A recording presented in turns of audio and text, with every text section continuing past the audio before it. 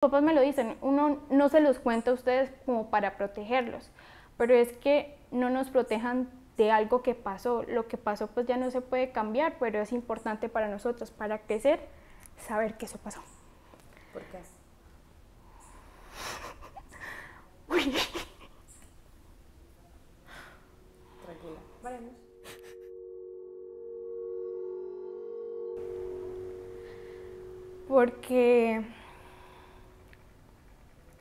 Porque esos vacíos, cuando uno va creciendo, los siente pero no entiende por qué lo siente. Entre los 9 millones de víctimas del Registro Único de Víctimas de Colombia, alrededor de 2.200.000 aún son menores de edad en este momento. Es decir, en un conflicto armado que lleva más de 50 años, ellos, más de 2 millones de colombianos, han sido víctimas y aún no llegan a los 18 años de edad. Los colombianos hemos heredado el conflicto entre generaciones. Con el esclarecimiento y el reconocimiento de la verdad de lo ocurrido en el conflicto armado, podemos heredar la convivencia pacífica y la no repetición de la violencia. Hola a todos, soy Astrid Toscano y esto es Hablemos de Verdad, el programa de la Comisión para el Esclarecimiento de la Verdad, la Convivencia y la No Repetición.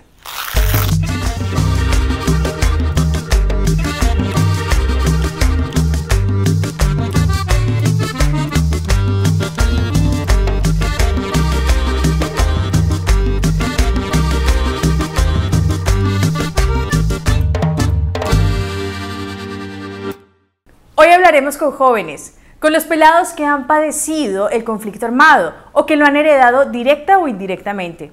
Es decir, con niños, niñas, adolescentes y jóvenes que han sufrido el conflicto armado sobre sus cuerpos o que lo han visto o vivido con sus familias o que han vivido las consecuencias que el conflicto armado ha dejado en sus territorios. Empecemos por entender qué ha pasado con los pelados en el conflicto armado colombiano. El impacto de la guerra en niños, niñas y adolescentes ha sido un impacto desproporcionado.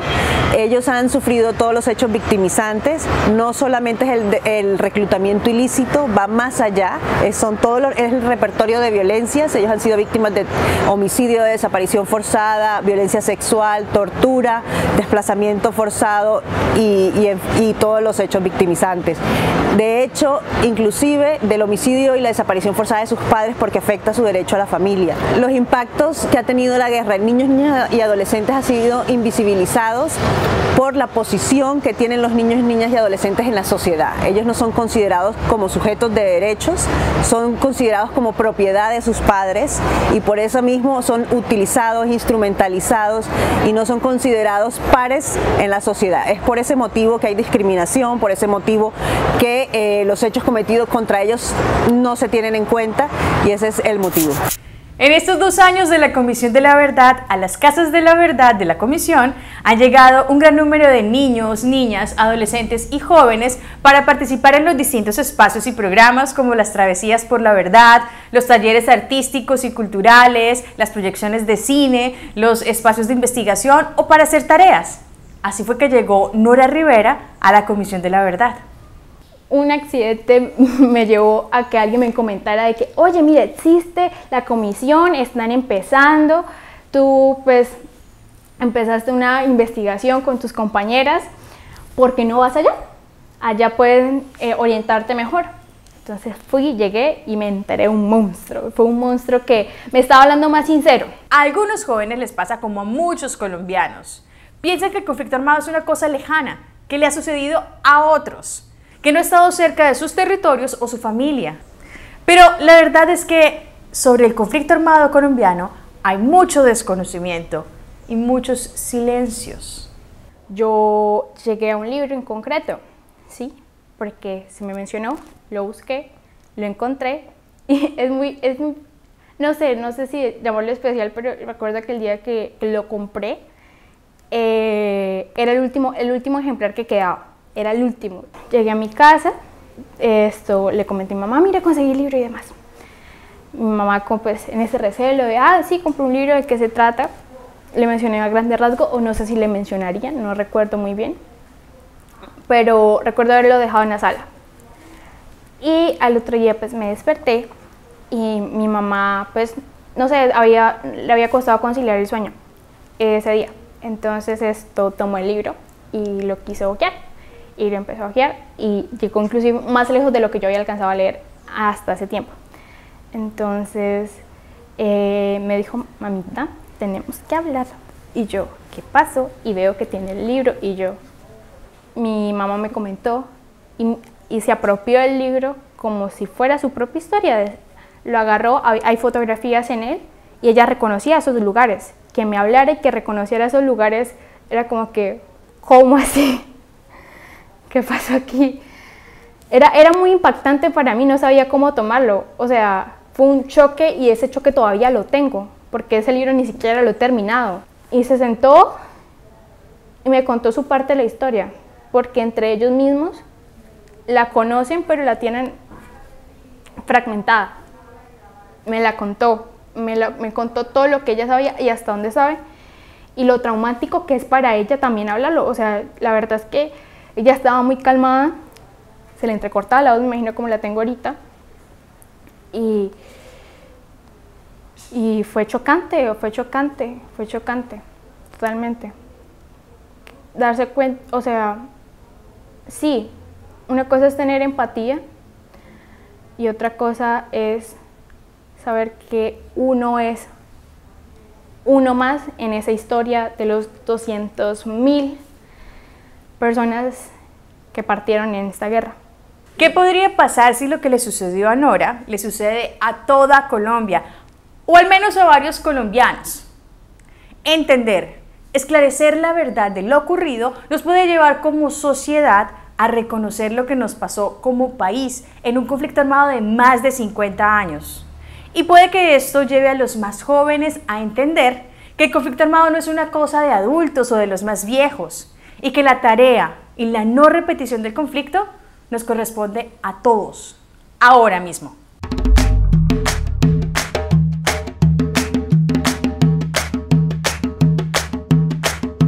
Pues lo que ve uno en las noticias, la verdad que es lo único que sé.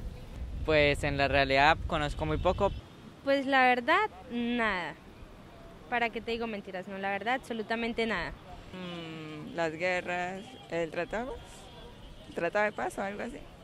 A diferencia de Nora, otros jóvenes han vivido el conflicto armado en su piel. Veamos lo que pasó en el corregimiento de Riachuelo, en Charalá, Santander, en donde toda una generación de niños, niñas, adolescentes y jóvenes, por varios años, estuvo en manos de los paramilitares. A rasgos generales, desde el 2000 vivimos en la presencia de los paramilitares.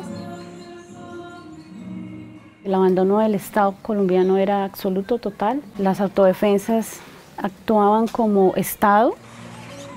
Llegaron a aportarle al municipio unas vías para que los campesinos pudieran bajar sus productos y poderlas vender. Tenían el control de todo, especialmente en Riachuelo, controlaban lo que es el centro médico, la ambulancia. Durante los 2 años en los que yo estuve acá se vivieron muchísimas situaciones de conflicto, violación de derechos humanos, donde las víctimas principales fueron los niños del colegio. Pues en Riachuelo estuvo la escuela de reclutamiento de menores, donde preparaban a los niños para la guerra, esos en versiones libres donde fueron saliendo todas estas verdades, y también el relato de muchos menores que hoy en día son hombres, donde contaban cómo era que ellos los preparaban. Era estudiante del colegio y fui testiga de los reinados que se hacían acá. Por supuesto que muchas situaciones fueron apadrinadas por ellos. Carlos Andrés Reina Pinzón fue un menor de edad que fue reclutado, posteriormente muerto en combate, donde le ponen un uniforme y un arma y él no sabe ni cómo accionar esa arma porque era su primer combate. Su abuelo lo único que pedía era el cambio del nombre en la lápida y resaltar que era un menor de edad donde no tenía todavía la claridad de que era un combate ni por qué estaba ahí, porque la vida le tocó. Pues sí, muchos jóvenes se tuvieron que ir huyéndole al reclutamiento, las chicas que fueron abusadas, pues su vergüenza, sí, sus señalamientos, las llevó a que se fueran de acá de Riachuelo, entonces quedaron más gente adulta. La mayoría de niños no le contaron a los papás, ellos callaron y lo mismo sucedió con las niñas. Ha sido muy difícil porque no han tenido un tratamiento psicológico que les haya dado continuidad. Son niños olvidados en este momento.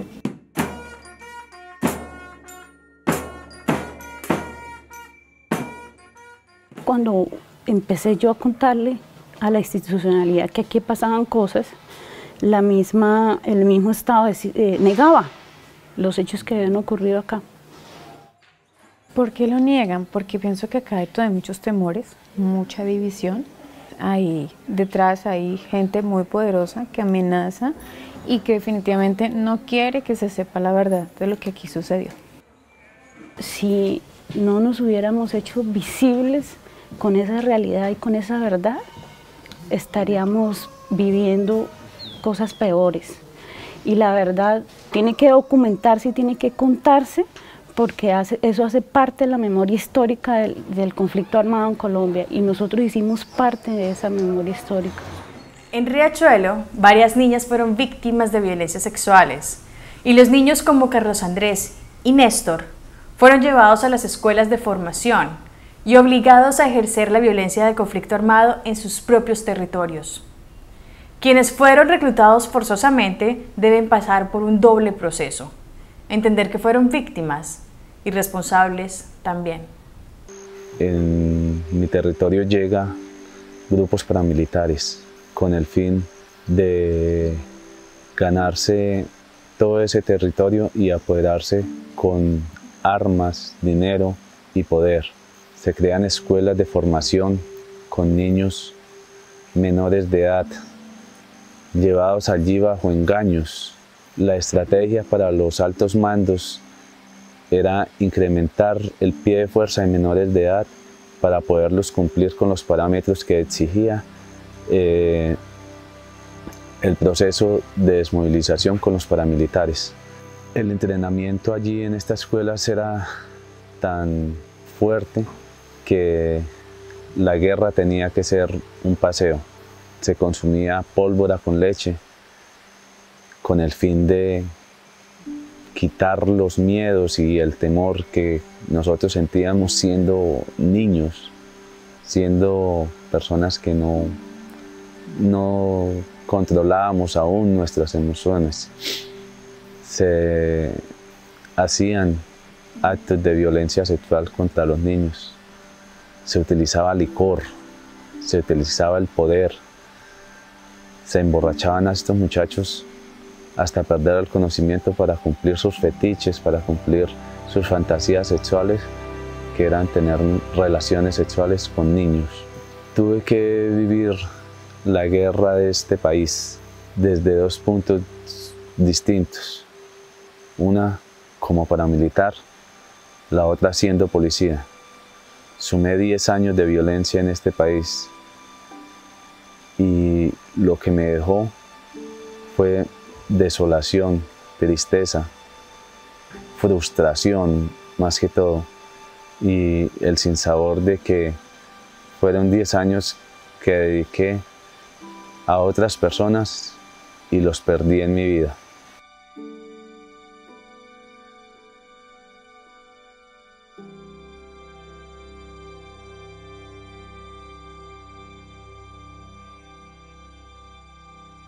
En febrero de 2020, la Oficina del Alto Comisionado para la Paz emitió un informe en el que cuenta que más de 14.000 menores de edad fueron reclutados por los grupos armados ilegales en los últimos 18 años, desde el 7 de agosto de 2002 hasta el 10 de febrero de 2020.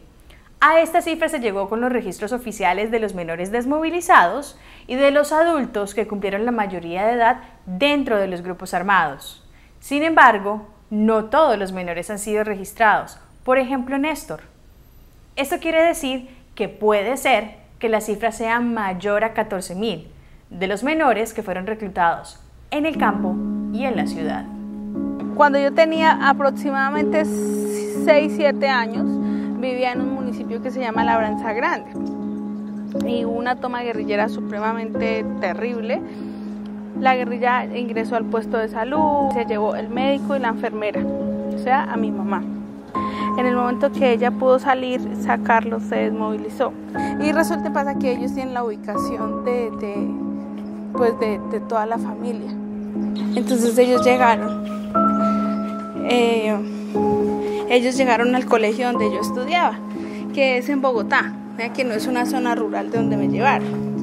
Cuando ya como a los 3 meses me sentó el comandante y me dijo, bueno, la situación es esta y esta y esta y esta, que es, bueno, su mamá se fue, se queda aquí, no la voy a devolver, entonces va a hacerse la vida. Me acuerdo que yo en los puestos de guardia lloraba día, noche y tarde, sí, porque yo decía, bueno, ¿yo qué culpa tengo? O sea, que yo qué pitos toco aquí. Yo veía un programa que se llamaba Hombres de Honor y yo creía que, pues claro, eso era, llegaban y rescataban la gente, y sí, porque es lo que pintan los medios de comunicación. Hasta que una señora, la pastusa, que era muy, muy antigua, me dijo, no. Dijo, ellos no saben quién es usted y ellos no van a venir buscándola. Ellos llegan y como cualquier guerrillero la van a tratar y la van a matar si usted se deja coger. Así usted les diga, soy secuestrada, tiene uniforme. O usted les diga lo que les diga, la guerra es esa. Todos con todos, Lady. Más bien abra los ojos y cuando usted vea esas cosas, avíspese. Entonces yo decía, ay niña, imagínese un otro niño. O sea que eso no, uno solo viendo programas de televisión pendejos. Cuando tenía 14, tenía ya 15 años. Hicieron una Navidad y en la Navidad pues toman, bailan y demás. Me acuerdo que un mando me dijo que tomara, que tome esto, un poquito de vodka, yo no sé qué más, que la familia de usted somos nosotros, porque eso es el chip que a uno le meten, como lo que le lavan el cerebro. Y no sé qué más, y sí, yo pues en medio de mi tristeza me acuerdo que me tomé el vasito de vodka y ya no me acuerdo de más. Al otro día me levanté, todo me dolía, yo decía, bueno, bueno. A los 5 meses me empecé a inflamar, y me sentía cansada y sentía un pito en los oídos, y yo decía, pero ¿qué me pasa? Pero yo sí me siento bajo. El médico me revisó y me sentó el comandante, se llamaba Huicho, y me dijo, usted está en embarazo y tiene 5 meses de embarazo. El niño es mío, tiene una enfermedad que se llama preeclampsia según el médico. Ya iba a cumplir los 15, lo que pasa es que uno pierde como los meses, pero ya iba a cumplir los 15 años. 14, pongámosle. A los 15 yo ya era mamá. Y fui al hospital, me internaron en el hospital y yo, otra fase de mi vida que yo no entendía. Yo decía, pero... Y nació mi hijo y me quedé mirándolo, yo decía, ¿y yo qué voy a hacer con él? Sí, es una niña viendo a otro niño. Y David nos tocó criarlo nosotros dentro del grupo porque él no lo dejaba sacar. Yo vi muchas chicas que le sacaban sus bebés de 6, 7 meses. Como vi chicas que ya tenían una gestación avanzada, entonces les tocó entregar los niños a civiles. En un hostigamiento yo salí a correr porque, claro, el helicóptero llegó cerquita, yo estaba bañando ahí en el río y salí a correr y me monté en un caballo que no tenía silla, como de lance, y el niño a ciertos metros se me cayó y se me fracturó la cadera. Y llegué a donde mi mamá, pues vuelta a nada con mi niño, sí. Yo con el dolor de mi alma tuve que dejar a mi hijo y devolver. Entonces yo me acuerdo que llegué, mi mami, como ella ya era desmovilizada en la ARN, le hacían el acompañamiento a ella, ¿sí? Y ese día había un reintegrador haciéndole la reunión de ella. Yo entré, miré a mi hijo y todo, y el reintegrador me dijo, ¿será que yo puedo hablar con usted? Y yo decía, yo nunca me voy a poder salir de acá, y menos teniendo un hijo de él. Yo decía, si encuentran senadores de todos, se los llevan. Ahora yo que no soy nadie, ¿será que no me van a encontrar? Pero enfrenté mis miedos y tomé valor. Y dije, yo lo voy a hacer.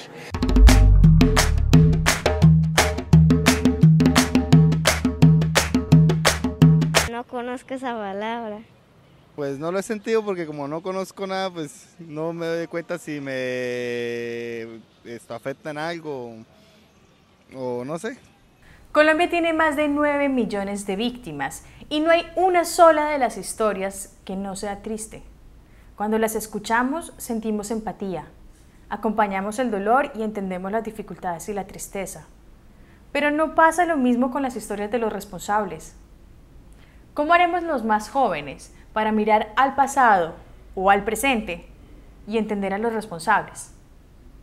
Mi papá era militar, sí, él estuvo al servicio durante 15 años en el ejército y pues no compartí tantos momentos con él como de padre e hija, porque como tal fueron muy pocos el tiempo que tuvimos entre nosotros, porque más que todo el servicio que él estaba prestando era muy exigente y pues era imposible que él estuviera con nosotros. Pero pues yo entendía y me sentía muy orgullosa por la labor que él estaba desempeñando. Pues de cierta forma cuando me enteré pues quedé impactada, me molesté y me sentí muy decepcionada, demasiado, porque hay varios niños que tienen a sus papás como unos héroes, como allá los que tienen capa, y yo tanto que había escuchado que no, que los militares son los que nos defienden, los que nos protegen, los que siempre están ahí para nosotros.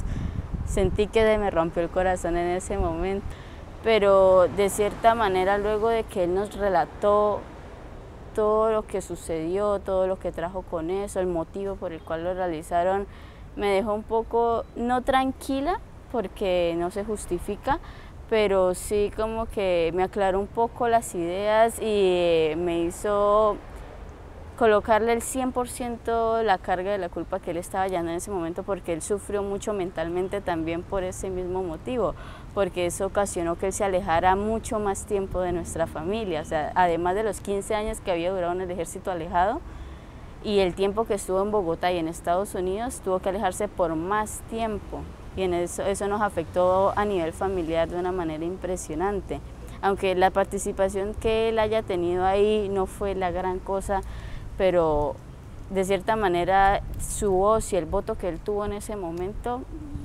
nos afectó a toda la familia de una manera impresionante.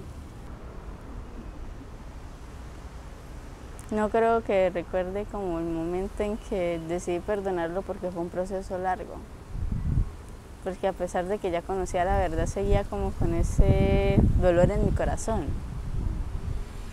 Entonces no tengo como tal una fecha para decir, no, lo perdoné, fue en este preciso momento, porque fue un momento, porque yo creo que hasta el día de hoy sigo como con ese proceso. Por eso es que estoy acá, por eso es que me encuentro en estos momentos aquí en esta comisión. ¿Y qué hacer para que el conflicto armado no se repita? En esta tarde en que los niños, venidos de muchos puntos distintos de Colombia, nos están invitando a que tengamos el coraje de decirnos entre nosotros la verdad de lo que pasó en este país en el conflicto de 50 y 60 años y en el conflicto que todavía continúa entre nosotros. Nos están desafiando como sociedad y nos están desafiando a nosotros como Comisión para el Esclarecimiento de la Verdad, y nos van a poner delante la verdad de ellos mismos, la verdad que esta sociedad tantas veces de manera indolente ha ocultado, el profundo sufrimiento de los niños que de muy diversas maneras se vieron víctimas profundas de la guerra y que llevan todavía entre ellos, una vez adultos, los impactos no solamente físicos, sino emocionales, que cargan ellos, que cargan sus familias y que cargan con ellos sus entornos comunitarios. Ellos están aquí y es nuestra responsabilidad acoger su dignidad inmensa y la grandeza de su valor humano,